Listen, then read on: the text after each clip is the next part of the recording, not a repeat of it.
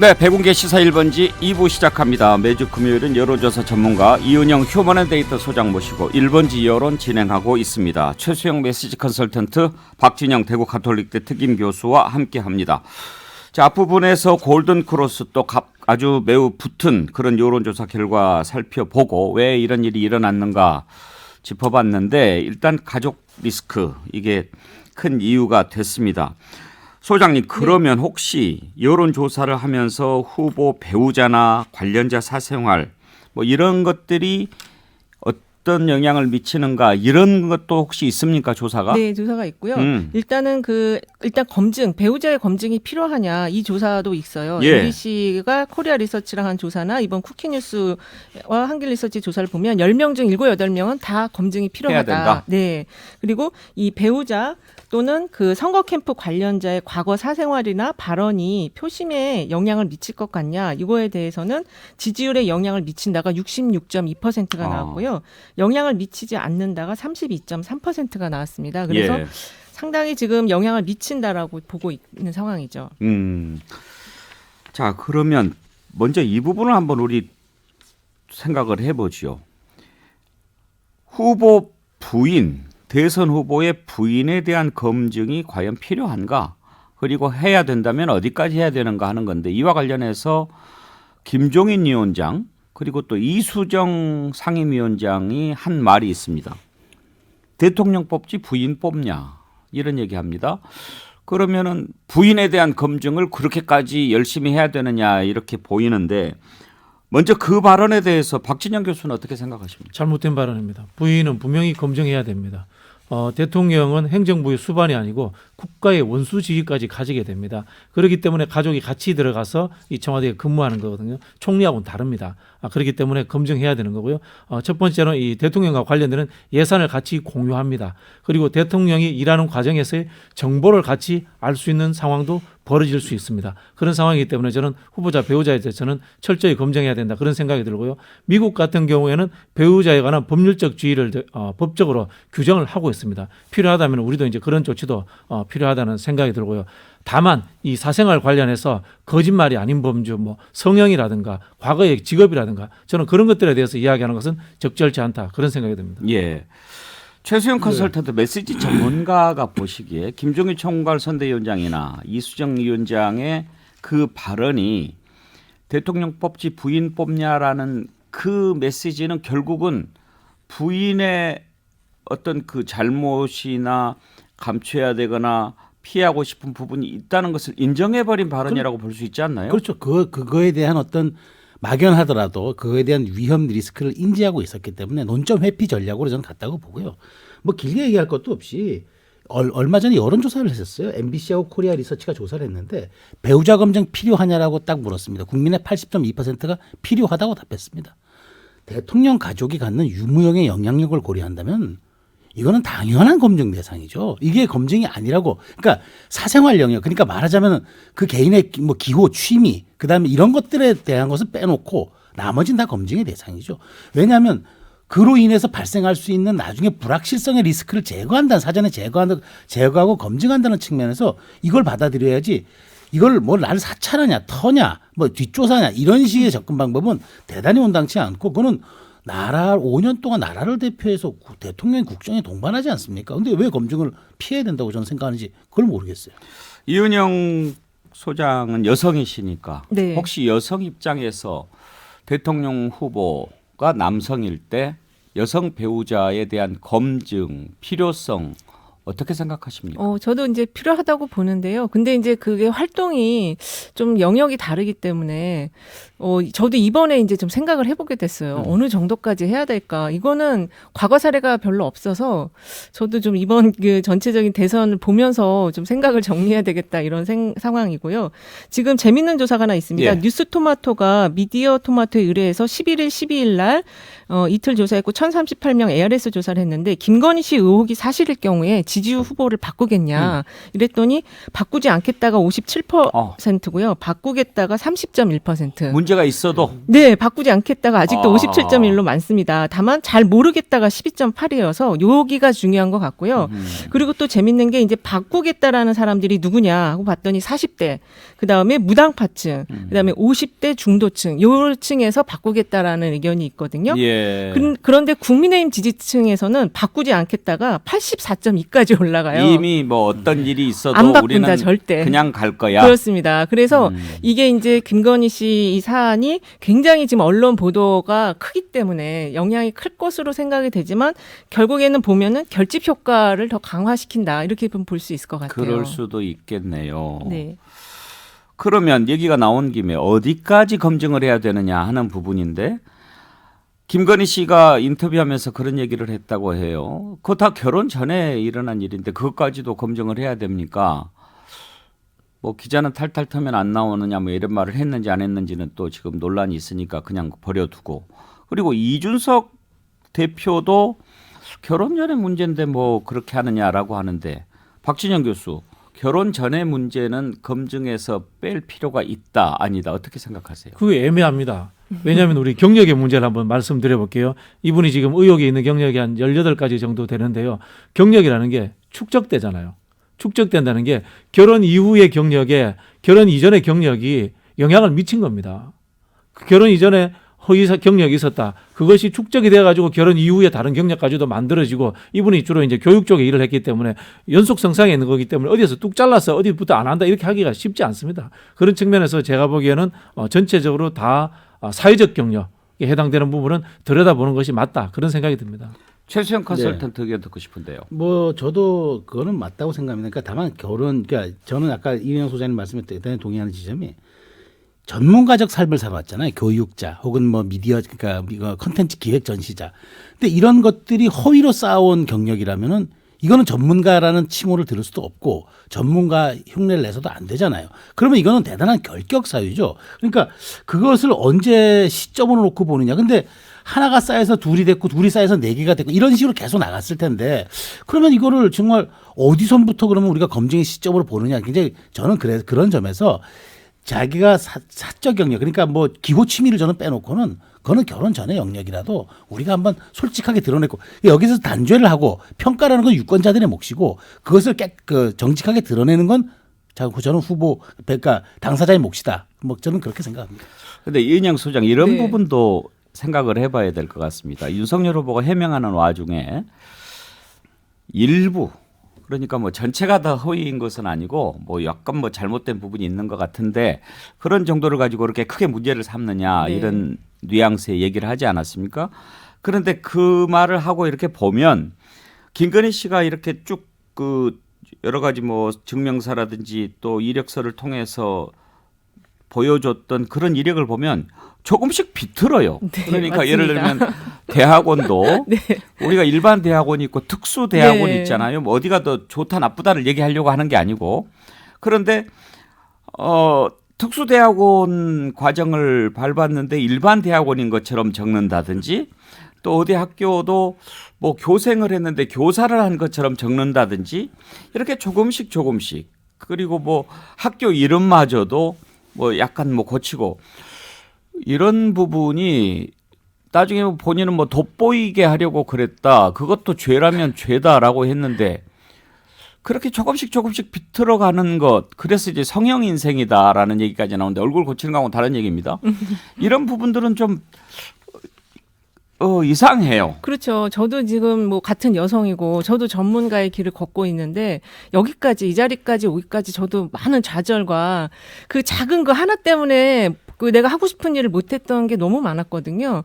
근데 지금 이분은 그거를 아까 진짜 말씀 잘하셨는데 돋보이고 싶어서 했다. 그리고 그게 죄라면 죄라는 말이 도저히 이해가 안 됩니다, 진짜. 뭐 윤석열 후보의 그 자기 부인에 대한 거 방어치는 거는 지금 들리지가 않고요. 김건희 씨의 그 말만 지금 들려요. 그래서 이분이 도대체 앞으로 어떻게 이거를 지금 수습을 할 것인지 지켜보고 있습니다.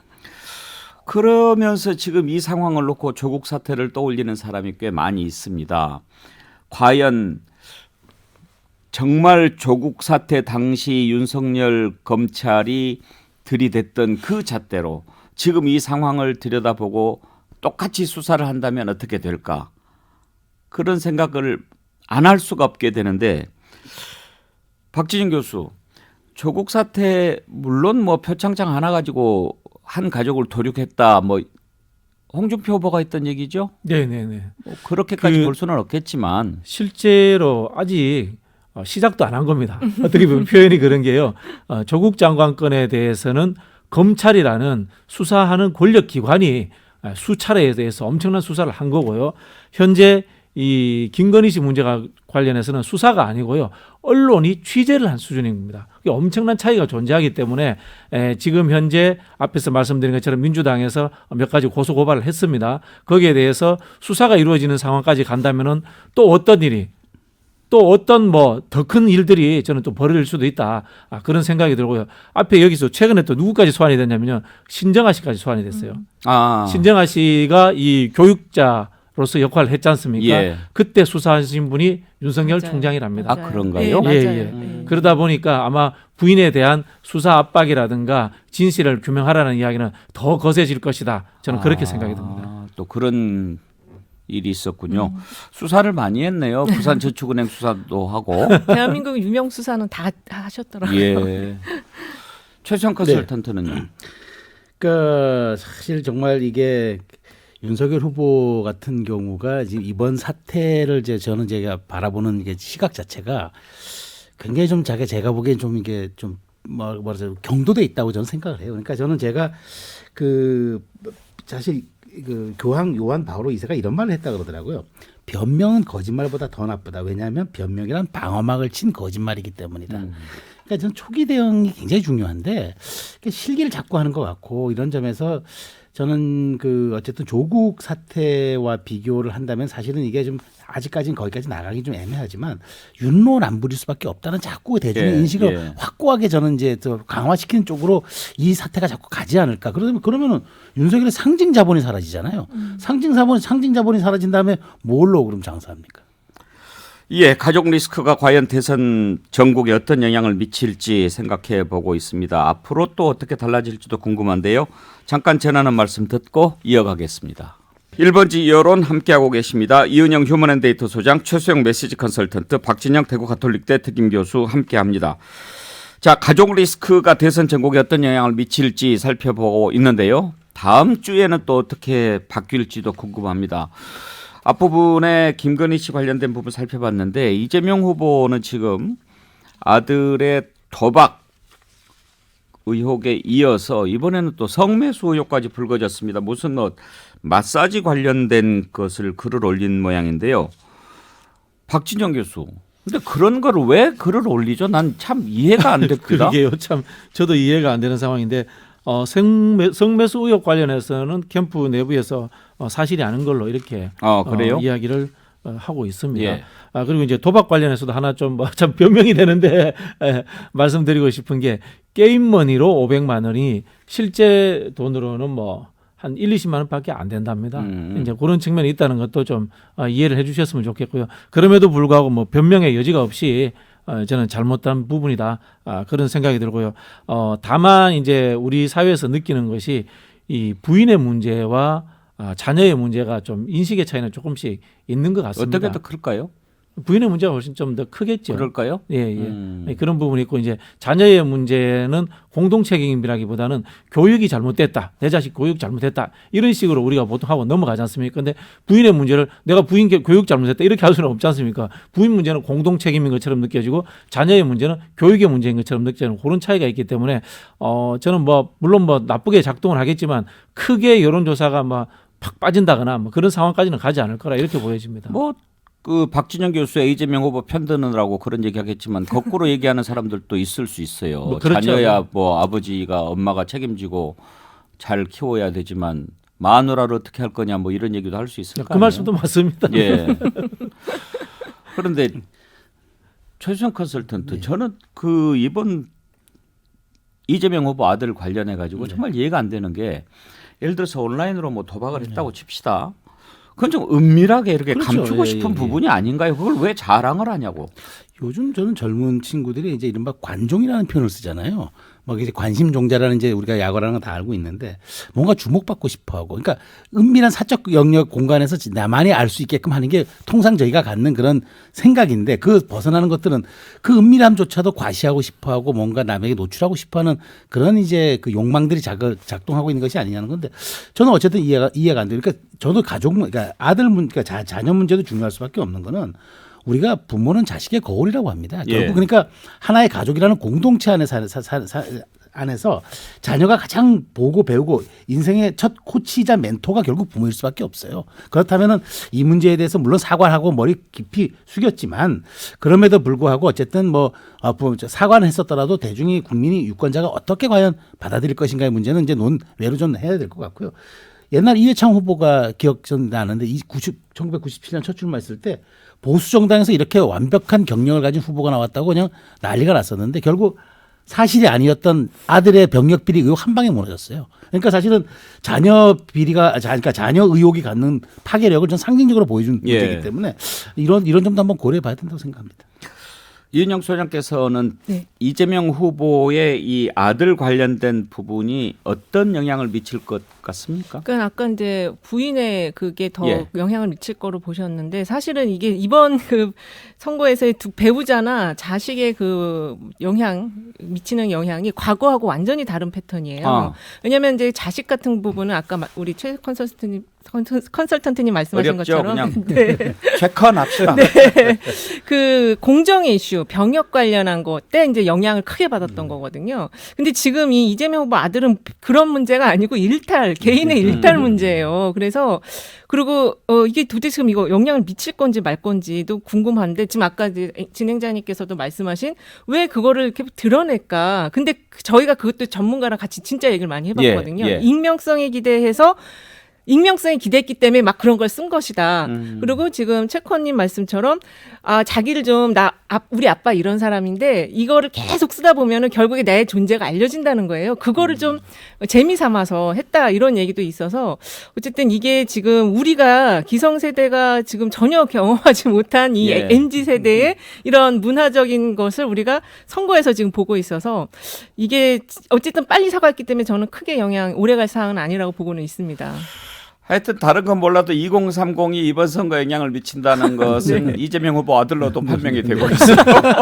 아니, 사실 저도 학교 가서 저희 이제 아이들 얘기 들어보면 이게 내 아이 맞나 싶은 경우가 있거든요. 그래요. 부모는 모르는 영역이 있습니다. 아주 많아요. 예.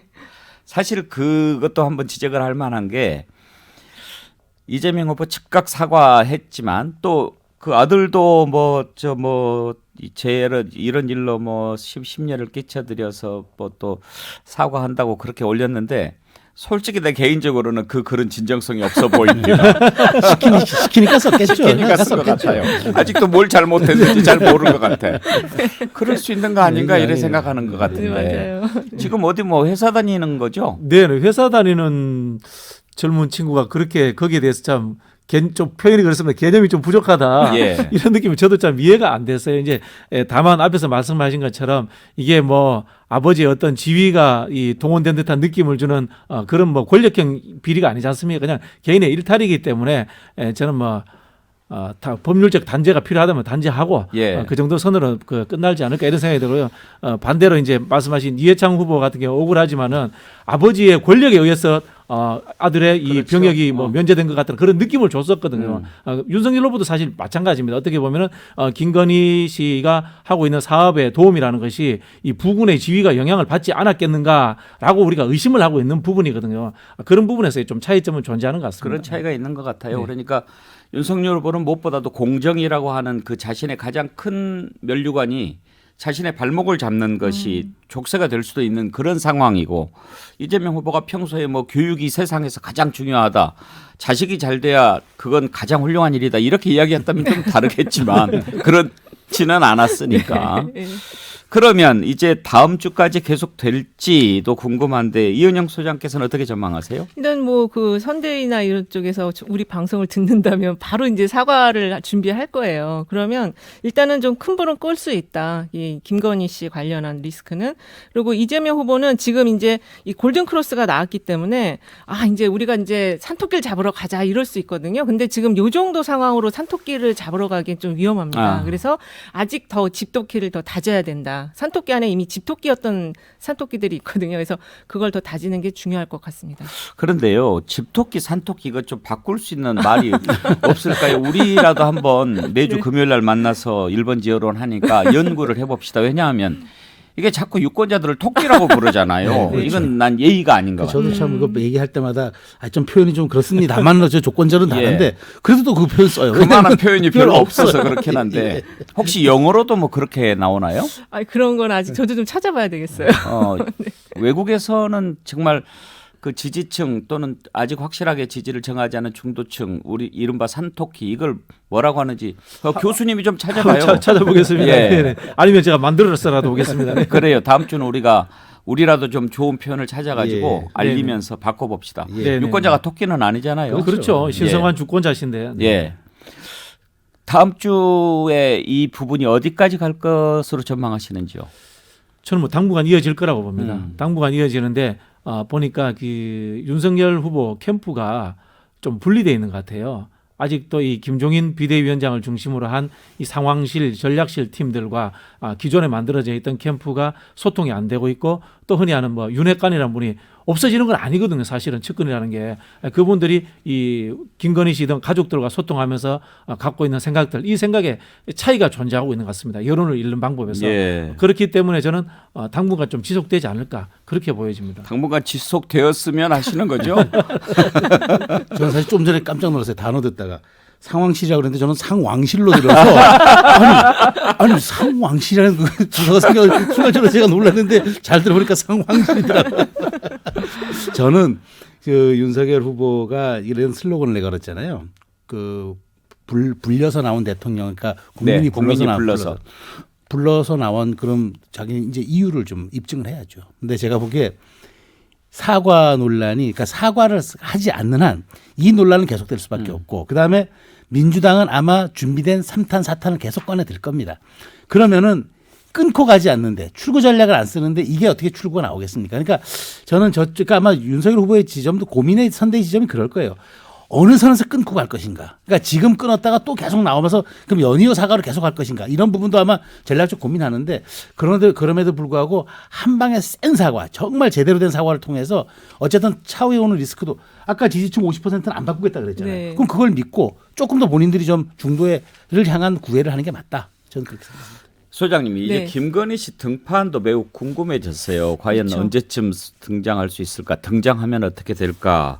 그런데 다른 후보하고 달라서 대선 후보는 부인이 한 번은 나와야 되지 않나요? 그렇죠. 나와야죠. 지금 사진들이 나오고 있더라고요. 그래서 곧 나올 것 같긴 합니다. 근데 이제 지금 이 의혹들 이거를 지금 어떻게 마무리를 짓고 나올지가 잘 모르겠고 사실 윤석열 후보도 이 부인의 이런 과거를 이번 기회에 알게 되지 않았을까 그런 생각도 전 좀 해봐요. 설마 네. 그랬을까요? 본인만 아는 내용들이 참 많거든요. 지금 제기된 문제들이. 하기야 부인을 100% 알기는 힘들죠. 그렇죠. 그나저나 그 사진 보고 충격받은 사람들이 많아요. 그 남자던데 네. 남성이 대선 후보의 부인 뒷덜미를 이렇게 잡고 가는 거는 저도 처음 받고 너무 좀 불쾌했어요. 여성 입장에서. 근데 경호원이라고 얘기를 하는데 경호원이 그렇게 그렇게 위험한 상황이었나? 그런 상황은 아니었었던 것 가족이라는 같거든요. 얘기가 있던데요. 가족, 네, 가족. 오빠나 오빠, 뭐. 예, 아니에요. 그게 젊은 분이었어요? 윤석열 후보 지인의 아들이라는 얘기가 있어요. 그래요? 예. 그래서 예전에 그 백범 기념관에서 저기 입당식 했잖아요. 예. 그때 사전 조사할 때 같이 나왔던 사진 찍혔던 그분이다. 운동복 예. 입고 네. 그분이란 얘기가 있더라고요. 좀 충격적인 네, 사진이었습니다. 맞습니다. 예. 자, 오늘 여기까지 하죠. 1번지 여론 이은영 휴먼앤데이터 소장, 최수영 메시지 컨설턴트, 박진영 대구 가톨릭대 특임 교수 함께했습니다. 내일부터 다시 강화된 거리두기 단계로 들어가게 되지요. 마지막으로 견뎌야 할 시기라고 생각하고 슬기롭게 이겨내시기 바랍니다. 내 건강 스스로 지켜야 되겠습니다. 건강한 주말 보내시고 다음 주 월요일 오전 11시에 다시 뵙겠습니다. 감사합니다. 감사합니다. 감사합니다.